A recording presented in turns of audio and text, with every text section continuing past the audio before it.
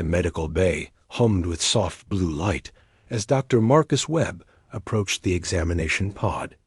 Inside lay what remained of Lieutenant Kira, a Velen officer whose ship had been destroyed in the recent skirmish near the Outer Rim.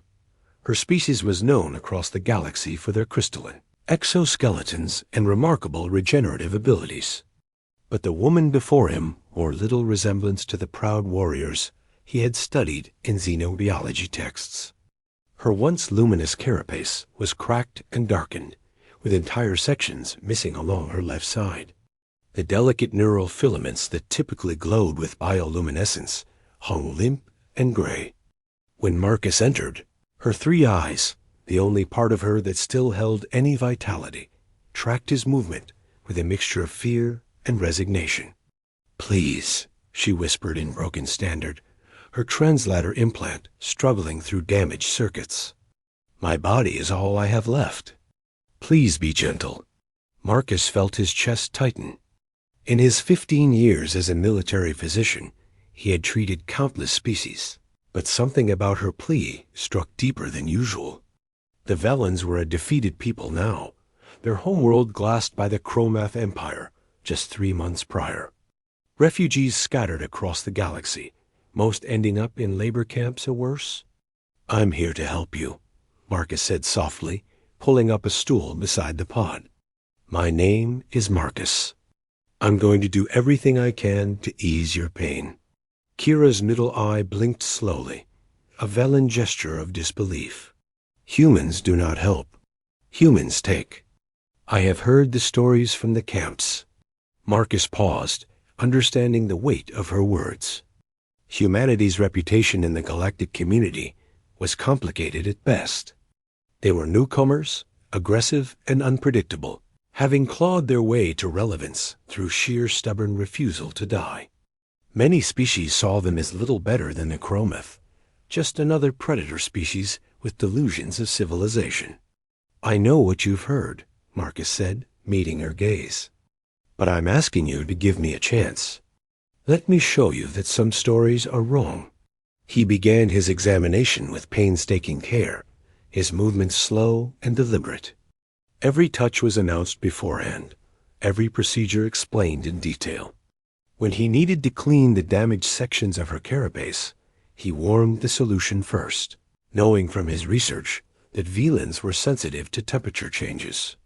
Kira watched him work in silence, her body rigid with anticipation of pain that never came.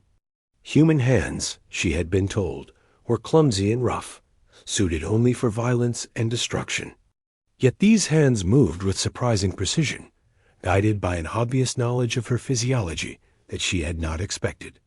"You studied my people," she said finally, her voice less strained as the pain medication began to work.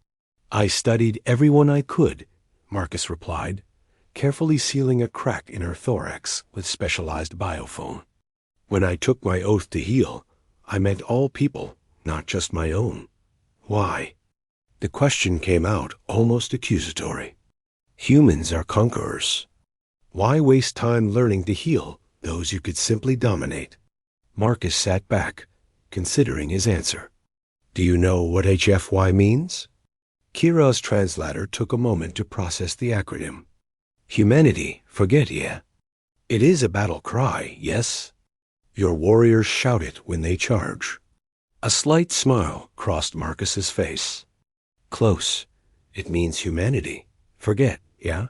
But it's not what you think. It started as a joke, actually, back when we first made contact with the galactic community.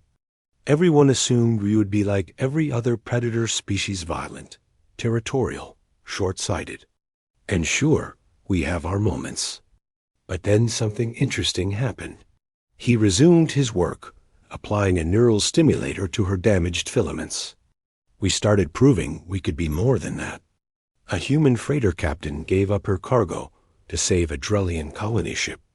A human engineer spent 3 years rebuilding a Celtic monastery destroyed in a war, even though his own planet needed workers. A human soldier carried a wounded Threxian, enemy 6 kilometers through hostile territory, because she refused to leave anyone behind." Kira listened, her body gradually relaxing as the treatment continued. The human's words contradicted everything she had been taught, yet his actions supported them.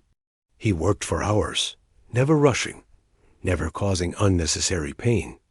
When he needed to reset a displaced joint in her shoulder, he walked her through the process, letting her prepare mentally before proceeding. The galaxy kept waiting for us to show our true nature, Marcus continued, to reveal ourselves as monsters. But we kept doing these small, illogical things, acts of compassion that made no strategic sense, sacrifices that offered no advantage. And slowly, people started to wonder if maybe, just maybe, humans were genuinely trying to be better than their nature suggested they should be. "But you are predators," Kira said, though her tone had shifted from accusatory to curious. "Your eyes face forward. Your teeth are made for tearing. Your history is written in blood." "True," Marcus acknowledged, carefully grafting new neural tissue to replace what was too damaged to save. "But we're also the species that domesticated wolves and turned them into companions. We're the ones who will dive into freezing water to save a drowning stranger.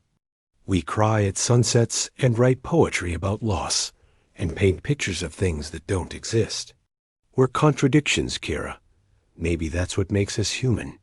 The surgery, if it could be called that, lasted through the night cycle. Marcus worked with unwavering focus, rebuilding what he could and stabilizing what he couldn't. He had colleagues, other doctors who could have taken over, but he refused to break the trust he was building with his patient. As dawn broke across the medical ship, Marcus stepped back to examine his work. Kira would never look as she once had, but she would live. She would walk, fight if she chose, or simply exist in peace. The choice would be hers. "I don't understand," Kira said, her voice stronger now, her bioluminescence returning in faint pulses. "You could have done this faster, rougher. I am a defeated enemy. My people have nothing to offer yours. Why treat me as if I matter?" Marcus cleaned his instruments, choosing his words carefully. "Because you do matter. Every being matters, regardless of what they can offer in return. That's the point, Kira. That's what separates civilization from barbarism, not our weapons or our ships or our territory, but our willingness to recognize the inherent worth in others." He turned to face her fully. "The galaxy thinks humanity's strength comes from our aggression, our refusal to quit, our capacity for violence. And yes, we can be terrifying when we need to be. But our real strength? It comes from moments like this. From choosing compassion when cruelty would be easier. From seeing someone broken and deciding to put them back together, even when there's no reward for doing so." Kira's three eyes focused on him with new understanding. In her long life, longer than any human could hope to live, she had encountered dozens of species. She had seen the Cromith's efficient cruelty, the Syndral's cold indifference, the Pelthian's transactional benevolence that always came with strings attached. But this was different. "You are strange creatures," she said softly. "Dangerous and gentle, violent and kind. I think perhaps the galaxy does not know what to do with you." Marcus smiled. "We don't always know what to do with ourselves, but we're trying. Every day, we're trying to be worthy of the faith people place in us." Over the following weeks, Kira recovered under Marcus's care. She learned that he woke early each day to study new xenobiological research, that he volunteered for the most difficult cases, that he had turned down promotions that would have taken him away from direct patient care. She learned that he was not unique among his kind, that the galaxy was filled with humans making similar choices, small acts of decency that accumulated into something remarkable. When she was finally cleared for discharge, Kira stood before Marcus in the medical bay where they had first met. Her carapace gleamed with new growth, her filaments pulsed with restored light. She was not who she had been, but she was alive and whole in the ways that mattered. "Thank you," she said, the words inadequate but sincere. You gave me more than my body back. You gave me hope that perhaps the future will be different from the past. Marcus clasped her hand in the human gesture of farewell.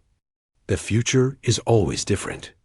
We just have to be brave enough to make it better. As Kira left the ship, she carried with her a story that would spread among her people. Not a tale of human conquest or human brutality, but something more powerful, a story of human compassion, of healing hands and patient care, of a species that chose gentleness when cruelty would have been easier. And in the years that followed, when other species asked what made humans so formidable, so impossible to predict or defeat, some would point to their weapons or their tactics or their stubborn resilience. But those who truly understood would tell a different story. They would speak of doctors who worked through the night, of strangers who helped without expectation of reward, of a species that somehow found strength in vulnerability and power in kindness. They would tell the story of humanity, and in doing so, they would understand at last what HFY truly meant, not a boast of supremacy, but a quiet declaration that even monsters could choose to be something more.